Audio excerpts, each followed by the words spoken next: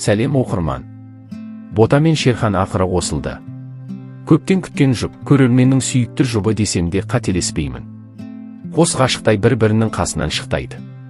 Махаббат қайта жаңа леппен жанданған көрінеді. Жас жұбайларға тек бақыт тілейміз. Және де сол қос ғашықты қосып жүрген Зухаға рахмет. Бүгін болса кішігірім сұхбат берген болатын Бота. Көрейік, не деп жатыр екен. Өзі келіп қалды, Құдай айдап келді ғой. Зухра сторис түсірші деді ғой. Түсірмеске болмайды. Жаңалықтарды сұрап алайық, өзі келіп тұр. Қалай енді Шерханмен кездесіп жүрсіңдер ма? Шанс бердің ба? Жігіт бірінші қадамын жасады. Сіз неғылса бір студия алып, бір интервью алсақ шу. Негізі ойда бар бірінші қонақ сен боласың, бірақ ақша төлемеймін деп сразу айтпайсың ба? Әйтпесе сторис түсіріп жүре беремін. Кешкіма қалайсың? Кішкене әңгіме ортада бар ма? Кездесу деген сияқты. Кеше бір стористардан көріп қалдым Нұркалардың. Күніге көріп жүр ғой. Кездесіп жүрсіңдер. Значит, бұл деген бір шанстың бар екені белгілі ғой. Боташка, красотка, тоқта мен 0,5 түсінші. О, 0,5 басымай қалды. О, абасын. Шерхан бар. Сәлем оқырман.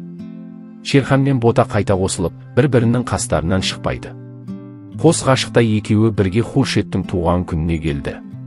Махаббат қайта жаңа леппен жанданды. Жас жұбайларға бақыт тілеп қояйық. Қайта қосылып, жаңа жанұя болсын. Бота көмектесіп жатыр бізге. Хозяйственный екен ғой, оказывается, Бота деген. Бәрі ақсылсақ деп ойлайды ғой Ботан. Хуршет туған күні болып, қайта бұрынғы қатысушылар жиналып қалғаны бар. Ал енді Бота мен Шерханның таныстығы қаншаға дейін жетеді екен. Қанша дегенмен де екеуінде қырсықтық бар басым. Бірақ Бота айырылысқанда ешқандай жаман сөз айтқан емес. Шерханның тарапынан да жаман сөз естімедік. Көрермендер тек бақыт тілеп жатыр. Міне деп бәріміз Хуршет бауырның туған күніне жолдастары.